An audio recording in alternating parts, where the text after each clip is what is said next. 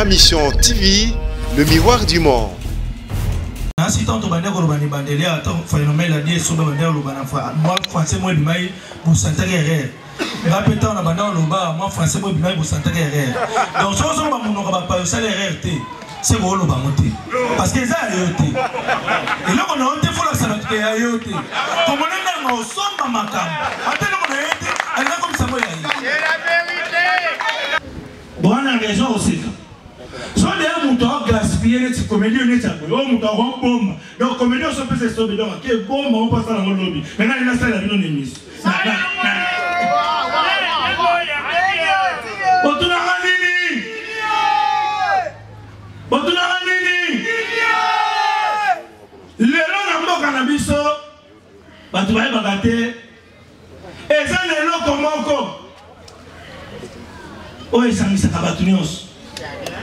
Et ça football. Football et ça au contraire la musique. Les gens qui la musique à Wera, vous te à l'oba. Allez mon autre, tu vois la musique à votre mobilité. Ce que tu as théâtre à sauver, vous te un groupe évangéliste, une bataille mobilité. Tu as ça et ça. Mais le football, vous avez notre coup d'anata. Ce qui bien continue, est-ce que vous avez chrétien au pain? Avancez, papa! Ce qui bien raté, pas du tout! Maintenant, comment que football est sangisaka? N'a pas politicien, n'a pas païen, n'a pas chrétien. C'est que ceux qui mangent les obétaments, nous sommes passés par la imaginez-vous si léopard nabiso, n'est pas se faire les mikolo, n'antembo pé avancé pour la fimbu, chicote. Ce qui vient quand c'est que maintenant c'est faire la fimbu. Chicote. Je vois ce que cardinal Moshe m'a vendu kuna. Pana ya zo na match, amuna kaka bien quand t'as raté. Maintenant fimbu, chicote, ya kotika la simu. Il n'y a pas qu'un coin là, qui cardinal Nios. Imo Shika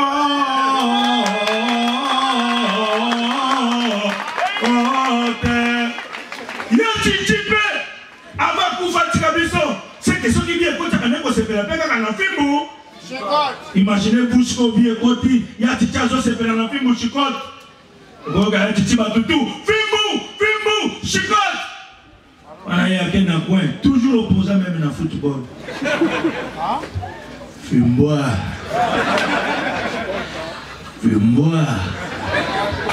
Chota.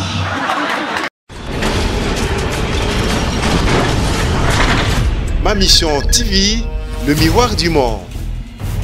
Bienvenue à vous tous, fidèles de Am TV, Bibi Kapinga, la présentation. Nous sommes au Théâtre de Verdure où le festival Toseka, 48 heures du rire, donc va se présenter du 1er septembre au 2. Et à la partie, nous allons retrouver nos comédiens locaux, c'est-à-dire nos comédiens locaux, c'est-à-dire Fisson Saï parrain, Ladi Esobé parrain, et puis confrère Naye, locaux là-bas, Mbalio Sombo, Modero, et Boromon a beaucoup de Nabilili, Awatoye, Nakatia point de presse, Sika, Tokolobela, Nyons, Oyo et Bombami pour la journée à lobby le 1er déjà, Oyeko Banda, Awa, Nakatia Théâtre de Verdure, et puis cette fois-ci, comprenez que Toseka, et PC exclusivité, il y a Koseka, Nalingala, c'est-à-dire, PC particularité, il y a mon oronabi soto c'est ça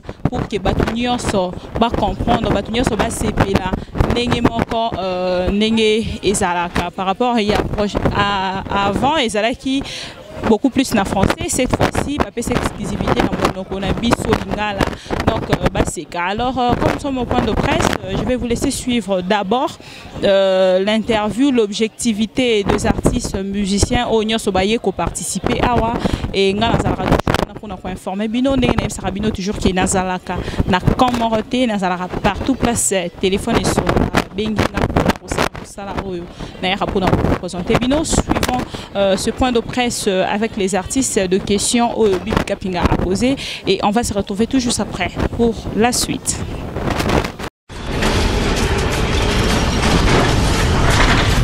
Ma Mission TV, le miroir du monde. Bonjour. Je pense que ce sera en bilingue, comme deux langues. On a deux langues. Juste peut-être qu'au Priscillo, comment idée à tous ces 48 heures du rire et Salamaki, je pense que c'est parti quand même d'une déception, parce qu'il faut le dire quand même que tous ces cas, depuis plusieurs années, malheureusement, hein, ils ont su de lutter par gouvernement. Alors, sincèrement, je pense que Nazalaki à bout, et tous ces cas 48 heures du rire affrontement quinois, est né d'une rencontre entre Jean-Claude Eyalé et votre serviteur Ados Nombassi. La comment il a du Ronae, la ici bon vivre la Runasuka, la monument tous ces cas au Fnac parce que Aninus tout ça va tous ces cas, bagnon éthique à la cas, problème et belé tout ça pour lui. Et puis l'année prochaine je fais un dernier tous ces cas et puis tout cas ta maman. Ce qu'il faut boire aussi dans le fleuve, d'abord dans le fleuve. Donc sincèrement, je crois que nous avons été déçus par le manque qui a soutien. Aujourd'hui, je pense que Toseka, c'est le plus grand événement culturel que nous avons en République démocratique du Congo. Et c'est un événement qui doit être soutenu par l'État congolais. Je pense qu'on a essayé d'organiser plusieurs éditions sans le soutien de l'État. Et comme je le disais tout à l'heure, je suis allé rencontrer mon grand frère Jean-Claude Eyalé, avec qui on a coproduit le Toseka 48 heures l'année dernière. Je suis allé le voir dans son bureau. Il a dit que Ningezabo et Toseka, en tout cas, ils ont Toseka Soukana, c'est la 5e édition. Ils ont donc le 5 Misapi, donc bye bye quoi, donc au revoir. À Ipsingano, Ados essaye d'organiser un truc un peu plus, comment on peut dire, local. Hein, essayons d'organiser un truc local à Néoyo. Et essayons de voir comment l'année prochaine on pourrait organiser l'édition internationale. Je me souviens qu'en 2012, nous avons été sa version Moko en Lingala, mais je pense que nous et aujourd'hui, nous sommes dit nous allons lancer tous ces 48 heures du rire, dont on appelait l'affrontement quinois. Donc un peu, c'est faut juste vous parler un peu de la jeunesse de ce projet. Et juste vous parler de Toseka encore. En 2012, Toseka Zagina Baram Moko Komunae Maman. Deuxième édition, on a travaillé avec Patson. Troisième édition, c'était avec Rachid Badouri, le Canadien. Quatrième édition, Toseka 48 heures du rire, coproduit par Waldo Balabala et CPCT. C'était Cody Kim le parrain. Et pour cette 5e édition, donc Toseka 48 heures du rire, l'affrontement quinois, nous organisons bien sûr cette édition, mais il y a deux parrains, coparrains bien sûr, Ladi Essobé et Fiston Saï Saï. Pourquoi? Parce que notre objectif, nous avons voulu valoriser aussi humoriste Nabiso congolais. Et c'est un Toseka vraiment 100% Lingala. Comme je le disais dernièrement à la télé, aux avant comme Nabiso Abato de Ibarmois Lingala. Donc ceux qui montent à l'Ibar français, en Royanae, mais en Talabatoussune Bazoseka. Donc voilà un tout petit peu la jeunesse de ce projet Toseka, les 48 heures affrontement quinois. Mais nous avons pour objectif que ce qui projet est Simi Makasi, c'est-à-dire chaque année, on aura un Toseka local, donc national, un Toseka local pour clôturer les vacances, et le Toseka international interviendra entre le mois de juin et le mois de juillet. Donc l'objectif vraiment c'est de faire de Toseka une industrie du rire.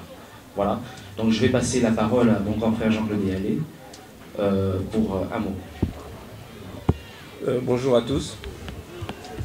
Alors pour nous c'est réellement un grand plaisir d'être ici. Un grand plaisir pour la simple raison que c'est pas évident de voir une palette de comédiens comme ceux qui sont ici présents. C'est extraordinaire et je crois que tout le mérite revient à DOS d'avoir eu cette belle initiative. C'est des personnes qui nous font rire, c'est des personnes qui sont avec nous régulièrement, que ce soit dans les deuils, que ce soit dans les fêtes. Aujourd'hui, ils ont traversé même les niveaux de spectacle pour aller même dans les boîtes. Il y a des gens qui dansent aujourd'hui au rythme de ki ding ding ding ding, quelque chose comme ça. C'est des personnes qui méritent qu'on leur offre alors un plateau pour qu'ils puissent s'exprimer. Nous avons fait la première édition l'année passée. Je crois que c'était une belle réussite. On a eu 2 soirées fantastiques. Et cette année, il fallait faire quelque chose, mais quelque chose d'original, de différent. On s'est mis ensemble avec Ados, on a réfléchi avec nos collaborateurs et l'idée de l'affrontement est sortie. Et ce que nous vous invitons à voir, c'est exactement la même chose qu'un battle, qu'un combat de boxe, qu'un match de football, mais version humoristique. Et pour ça, nous avons 2 belles têtes d'affiche. Et je crois qu'il n'y a pas plus grand aujourd'hui que ces 2-là pour pouvoir porter haut le flambeau du rire au Congo. Ados l'a dit, c'est pas évident, c'est quasiment sans soutien des autorités publiques, mais je pense qu'il y a des partenaires qui ont répondu présents. Et cela, nous devons les remercier. Et je citerai pour mémoire ici Laro, Bralima, Africell, Jeffrey et d'autres qui ont répondu présents malgré la morosité de la situation actuelle. Ces sociétés ont répondu présentes et nous ont accompagnés et seront avec nous aujourd'hui et demain pour qu'on puisse vous offrir un très beau spectacle. Donc, nous remercions les partenaires, mais nous invitons aussi le pouvoir public à venir soutenir nos comédiens. Aujourd'hui, on voit le football, il est porté à bout de bras, financé par le pouvoir public. Alors moi, je vais d'abord commencer par remercier les organisateurs du festival Toseka,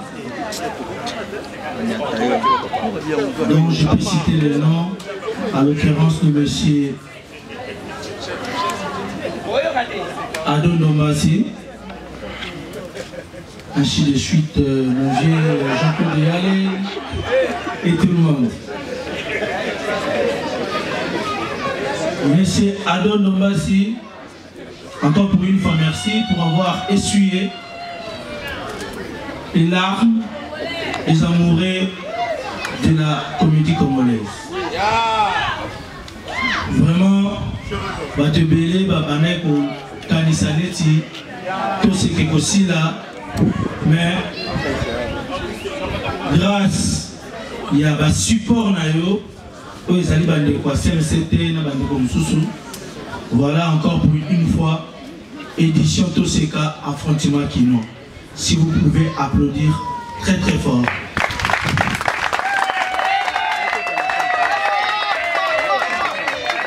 Alors, vous-même, vous venez d'écouter mon adversaire qui est Nadia Sobé, qui vous a expliqué qu'il a un adversaire de taille. Pas de taille pour parler, mais vous voyez ma taille aussi.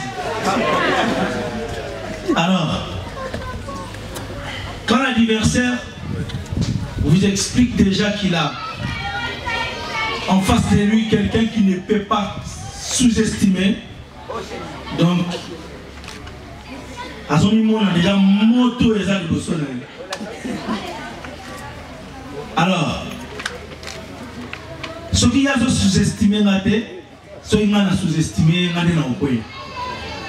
alors lui aussi Azamoutiako sous-estimé. C'est ça, nous ça là, le bibo c'est bien. À ma grande surprise aujourd'hui, dans la météo, il y avait la météo, mais météo, il peut s'arrabiso, basang, il y a climat. Regret dans les amankas, c'est parce que lobby, vendredi, samedi, mboule et kobet. Mais, il y a un mboule et à Koseka. Et vous allez me dire que c'est pas. Nous avons besoin de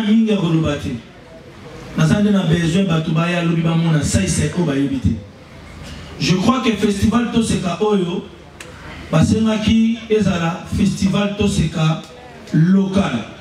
Veut dire, l'artiste est un beau kakak, il y a des bandes à bayate, mais sans qu'il va prêter attention que l'artiste est un bayé. Où ils allaient passer dans la Libanda, Nande Motunaï.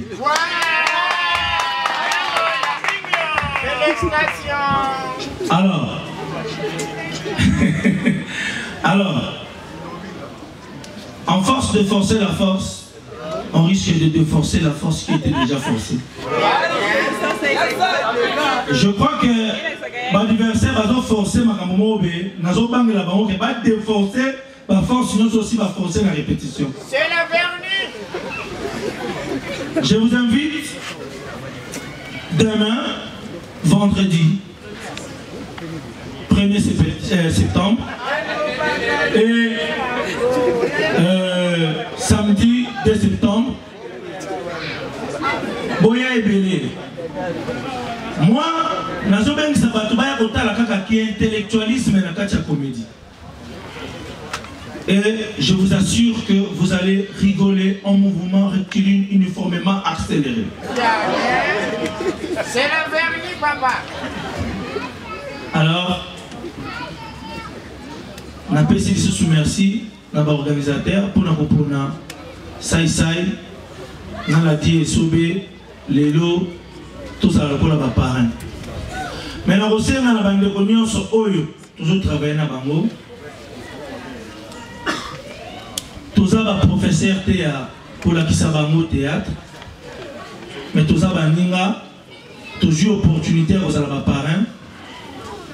Tout ça ngana, tout pesa na maboko, na simplicité, tout présenter tout spectacle moko oyo babane ko kanisate. Je crois que parmi biso awa batu belé et les abango pe na édition mosusu, ba mona yo za na tichasa me babengisi comédien mo be o awuti libanda, boyebi ba question to zora nzela pour na ni bazuyote. Alors, le roi bazu biso to pesa le meilleur na otozali pour que bateau babanda ko senga biso to za na festival to seka bazwa raison ya ko luka ke to za awa na ko senga simplicité ya ndeke ba mona ka ndeke ya okende likolo biso to ka avion l'appareil limitant l'oiseau volant ou naturel. Alors, Batebele va y avoir raté ce qui nous dit la zone maïe la recette avion en nek. Azoka la partie on nek azaka simple. Tant on nek comme la simple amitiki. On dit ça souma pas bouté. Amitiki on peut pas me maïe. Ne place mon nez là il va maïe. Et tant on nek ça la m'appelle. Et ce moment avion to pumbo. Si on va imiter na on nek pumbo aboy. D'abord imiter simplicité en nek. C'est la vernie. Alors, naba kilo bibiso to sexa batute naba ota mutulo kama tokola Thompson te ote mlokola liba take boka makite do seka pena on a raison au seka papa mona pena ke bo seka bon on a raison au seka. So les moutons gaspillés les comédies honnêtes à quoi? Oh moutons bombe. Donc comédies on se peut se sauver donc quel bombe on passe dans le lobby. Maintenant il a ça la vie non émise. Botuna ranini. Botuna ranini. Les gens n'ont pas cannabiso. Batu va bagate. Et ça les gens comme encore. Oh ils s'en sont abattus. Et ça football. Football et ça ça kabatunios. Au contraire la musique. Les gens sont la musique à wena, mutu musa koloba na za mutu ya ale molot to ka musique abata mobilité. Ce que tu as été sauvé, mutu musa na groupe évangéliste, ino bata mokili. To ya sai. Mais le football, biso to kuta naka. Choki bien conti, batunioso. Est-ce que vous nous avez chrétien au pain? Avancez, papa. Ce qui bien raté, pas du tout. Hey! Maintenant, nous avons que football est sangisaka. Nous pas politicien, nous pas païen, nous pas chrétien. C'est que ceux qui mangent les obétaments, batunioso va se péler quand imaginez-vous si léopard nabiso, n'engue bazo se péler nabiso mikolo, n'anzengo pe avancé quoi ya fimbu, chicote. Ce qui vient quand il s'est battu, on se fait la fimbu. Jusqu'au cardinal Moshe Mavandi Kuna. Panaya Zola na match. Amuna kaka bien kota kate. Batunyoso Fimbu Chikot yako tika la simu. Yepa kena kwena hii. Na ki cardinal Nyos. Fimbu Chikot.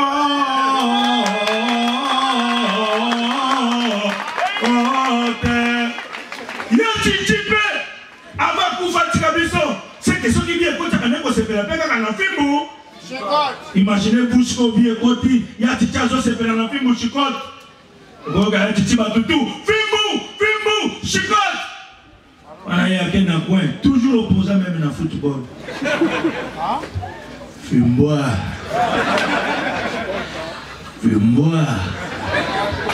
Chikota. Je suis Bibi Kapinga de MMTV, presse online. Alors, mon confrère a presque palpé ma question. Ma question était de savoir, Monsieur Ados Ndombasi, comment on a objectif en fait, il y a Toseka. Et ça là qui beaucoup plus au Bengi Sabat extérieur, vraiment. Tout le monde a depuis au Banda édition Nyonso. Moi, je me rappelle encore, créé moi polémique, un artiste comédien à Bisso Nyonso. On s'est rappelé ce sujet, tourné une émission ici, dans le théâtre de Verdure, avec Fiston Saïsaï présent. Et ça qui parmi les questions, est-ce que Bazala qui n'a ni voté pour ne pas participer à Kanato, c'est car pourquoi Bazala toujours dans les critères Wanate. Alors, par rapport à Ezaki Naïba, d'abord, on a Fiston Saïsaï, Herba Bengi Sibino Siko, na 5e édition, et ça qui n'y a impression, par exemple, est-ce que ça qui n'a influencé na gauche par un montant ou on dit Mika pour soutenir Toseka ou les festivals du science de participer. Et la deuxième question est Zaki Naïba, Monsieur Ados Ndombasi, Batu Oyoyo Bandina Bango, Nenge confrère Nanga Utikoloba. Lélo par bon, je ne pars pas, peut-être ça sera trop direct. Moi je vais dire que nous lobby na départ, Nengo Bane qui collait la mouké na gouvernement par manque de moyens, tout moni ba comédien na biso presque nyonso oyotoye bi ba ye ko participer. Et lobby soki peut-être Nengo lobby bozo meka. Festival au 48 heures Toseka na lingala lobby soki esimbi te to esimbi okozongela batuna yo yakala to recontinuer kaka na bango. Et parlant de langue, soki otie lingala tozo moite que ça un peu discrimination mouke. Pourquoi n'est pas qui le premier na le deux, le premier bosali peut-être lingala deuxième jour bato lingala baye le premier et puis le deux bato français peut baye ba participer. Voilà, merci.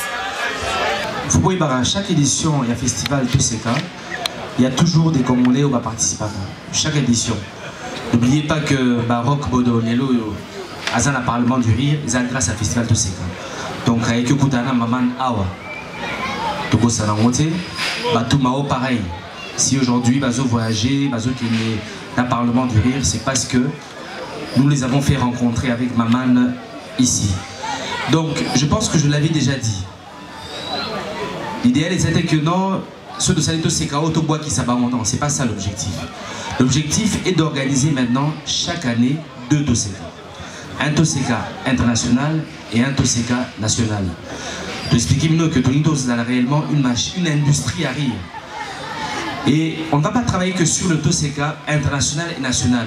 Nous allons travailler aussi sur la tournée à l'artiste. Organiser Toseka Moussou, pourquoi pas dans Lumbashi. Toseka Moussous na Bandaka, Toseka Moussous na province orientale. Nous avons vraiment une vraie industrie avec des assises. Vous comprendre. Donc, exactement que Torobois qui s'abattent. Parce qu'on a un grand projet de tournée. Peut-être que Torobois tout à l'heure, Naba Congo, on va aller peut-être en Angola avec des artistes qui seront sélectionnés encore. Parce que c'est vrai qu'on ne pourra peut-être pas partir avec 40, mais on partira encore avec les meilleurs. Donc, il y a encore une sélection qui sera faite sur, bien sûr, la quarantaine des humoristes qui sont présents. Et l'idéal, c'est d'organiser un Toseka national, international, des tournées et plein d'autres projets aussi que nous avons, dont la vidéo et pourquoi pas des séries télévisées, des films. Donc on souhaiterait devenir vraiment une vraie industrie culturelle.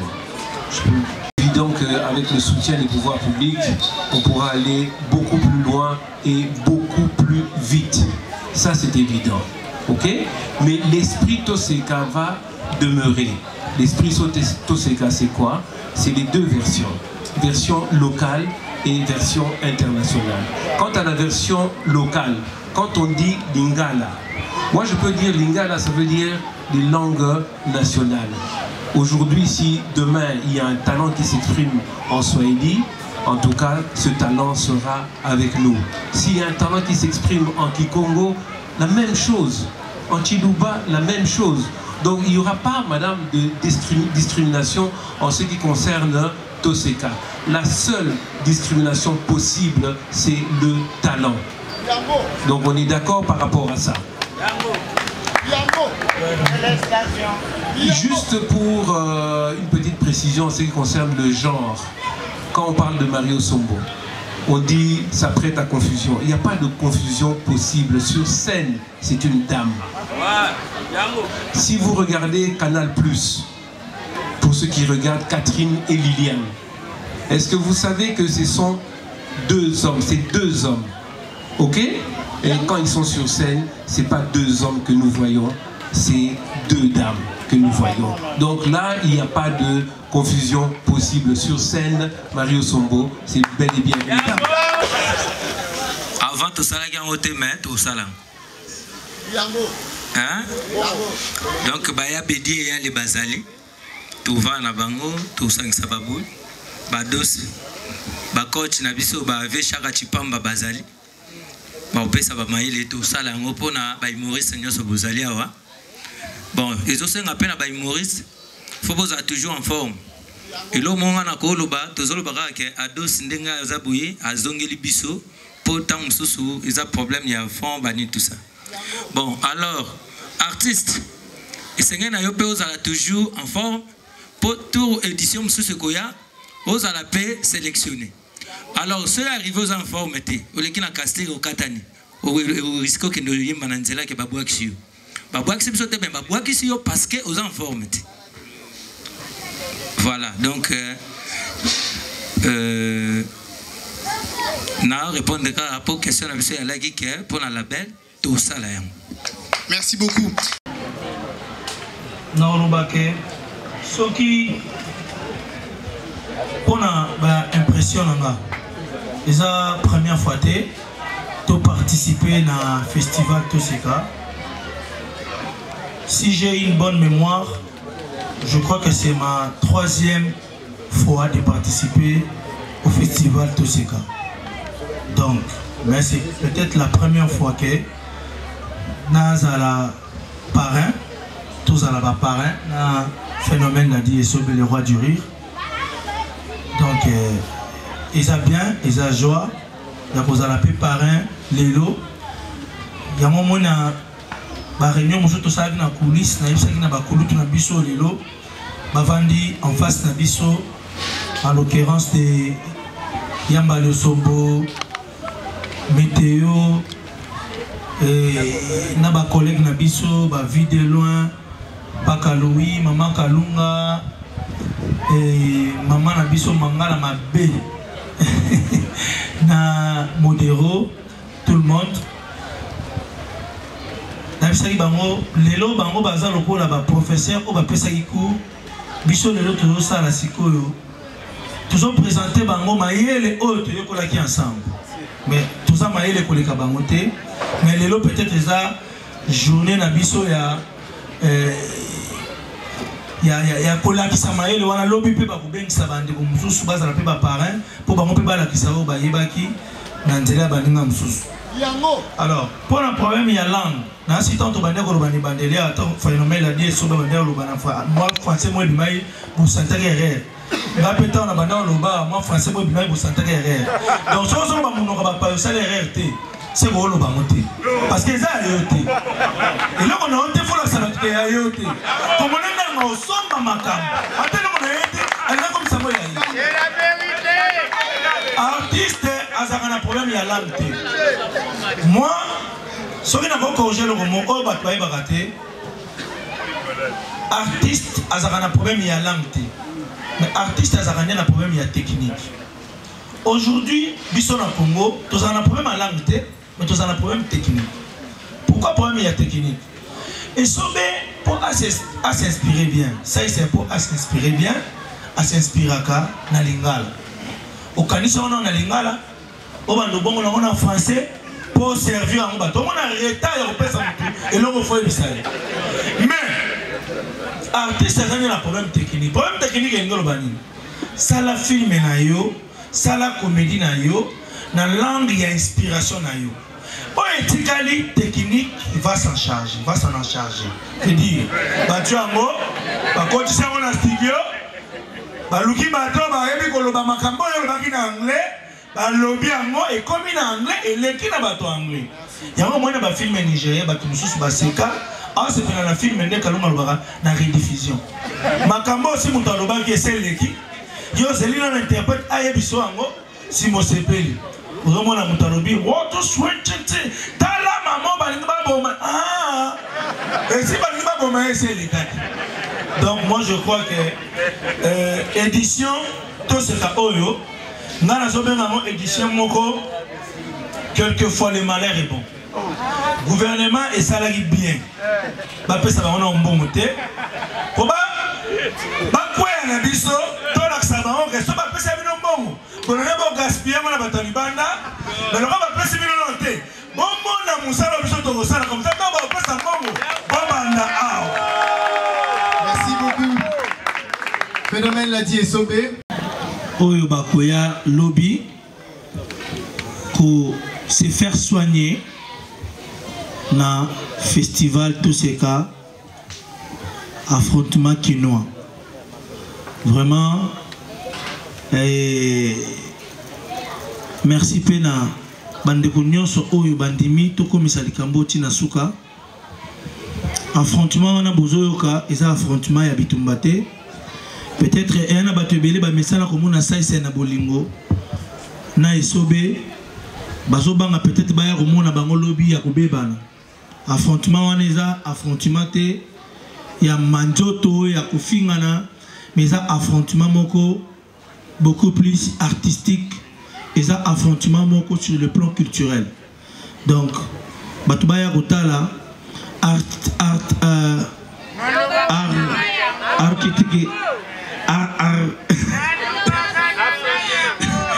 Batubaya Gotala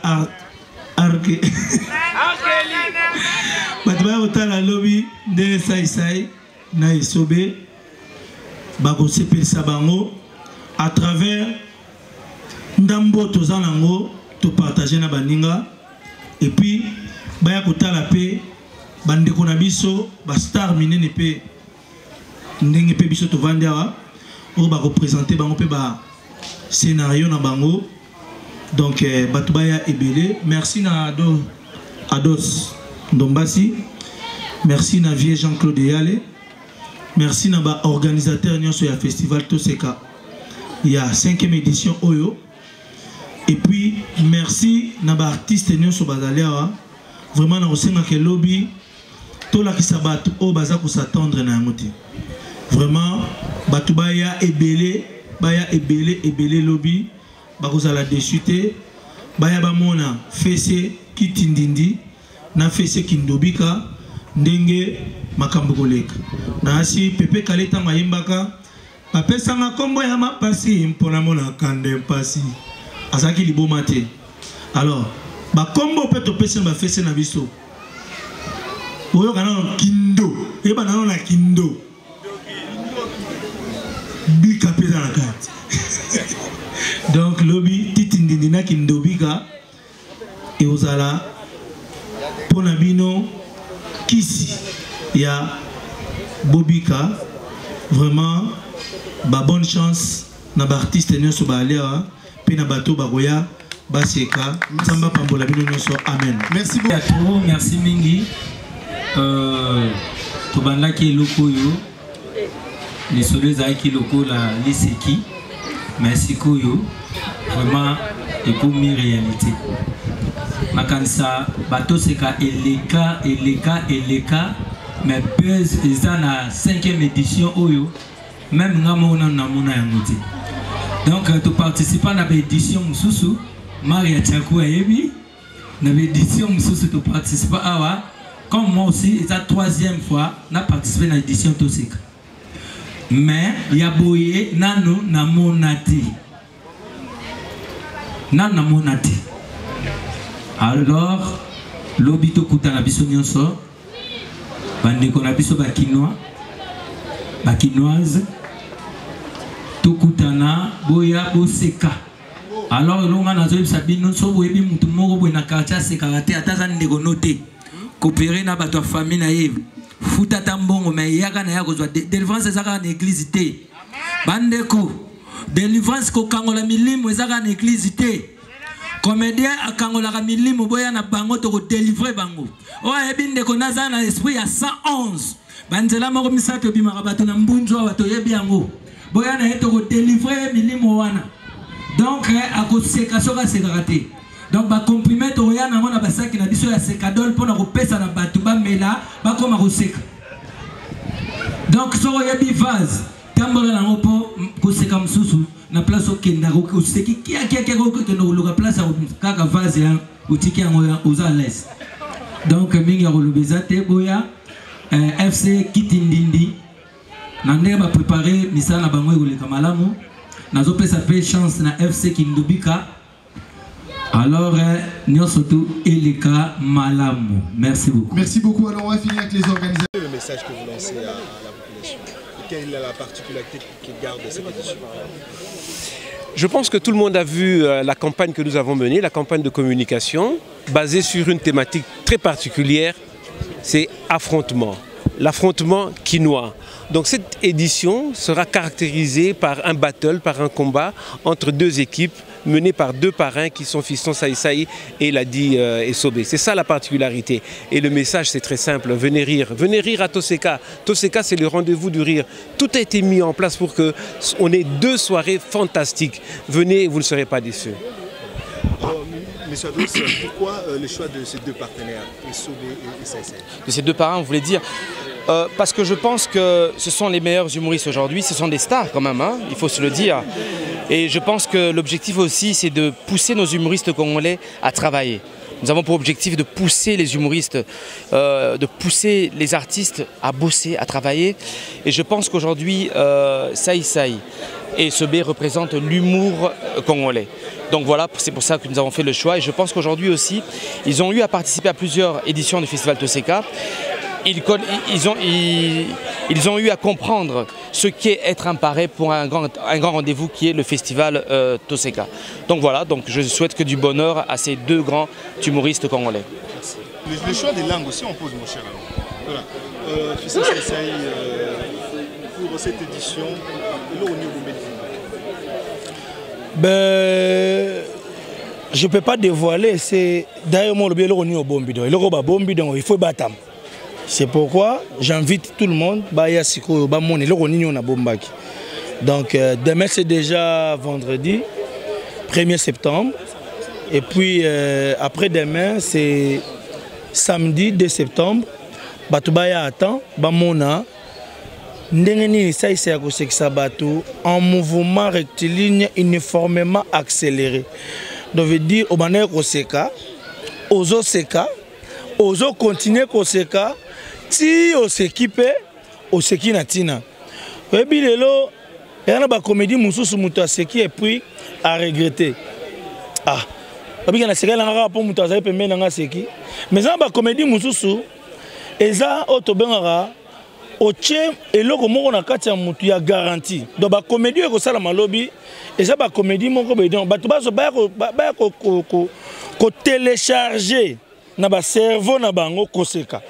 Parce que festival est roleka, mais lobby kuno ko vando kanisi kaka eloko moko ça c'est asalaki yomo kaka kia. Sentiment ni nos allons appareil.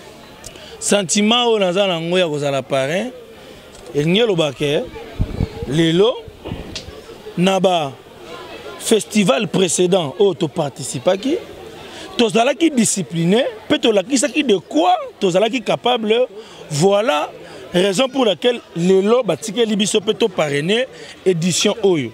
Alors, yango moni na répondre aux questions yo na ko pesa pe conseil na bande ko mususu oyo baye ko participer à l'édition oyo.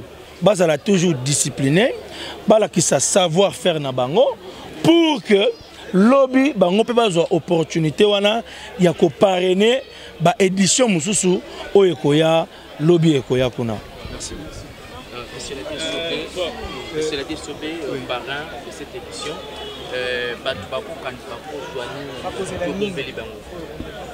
Ouais, donc ngande nazaboui d'ailleurs na teka bilamba te na magasin na teka fumbwa te na teka kwanga te boulot na ngao na teka ezaka comédie na kanisa bato banda bayibi esobe na kati ya mboka oyo musala sala ya comédie donc eza musala nanga bato baya lobby na confiance ba opesa biso so baye biso pe to décevoir bango te ba to linga vraiment to pesa bango iloko bango ba oyela parce que lobby bato ba ya po basic donc biso pe to linga te bazonga ndengwana foto linga ba ya kito seka bazongi baseki et puis ko seka ngo ezala pena ke nazo banga yango wana soki baye baza tant ba ya bongo koseko baroseka bo mona bato mususu ba peut-être ba koma na ba déformation tamsu ya munoko po e koma et puis comme aseki après comme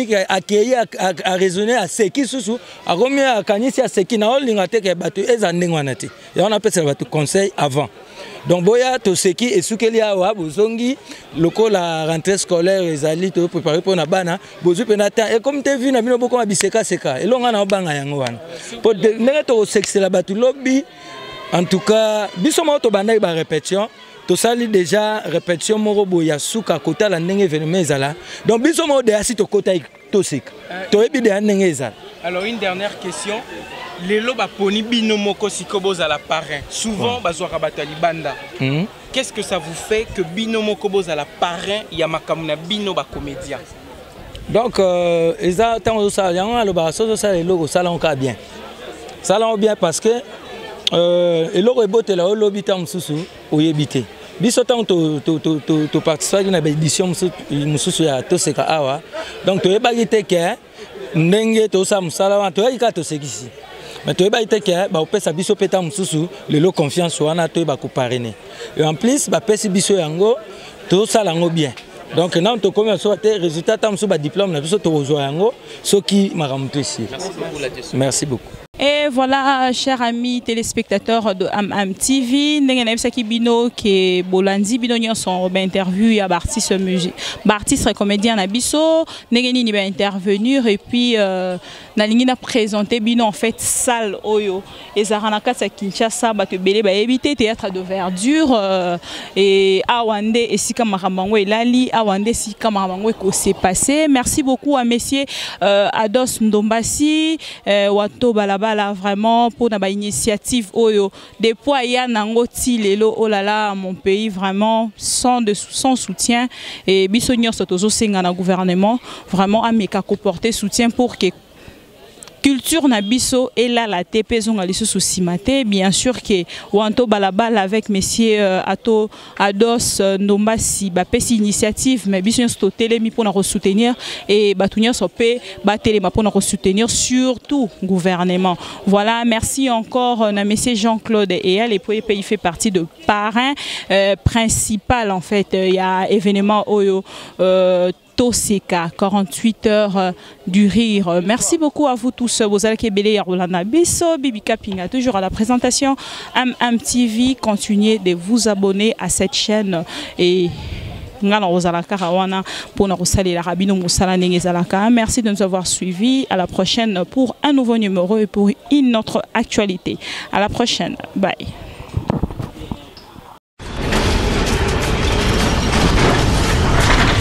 Ma mission TV, le miroir du monde.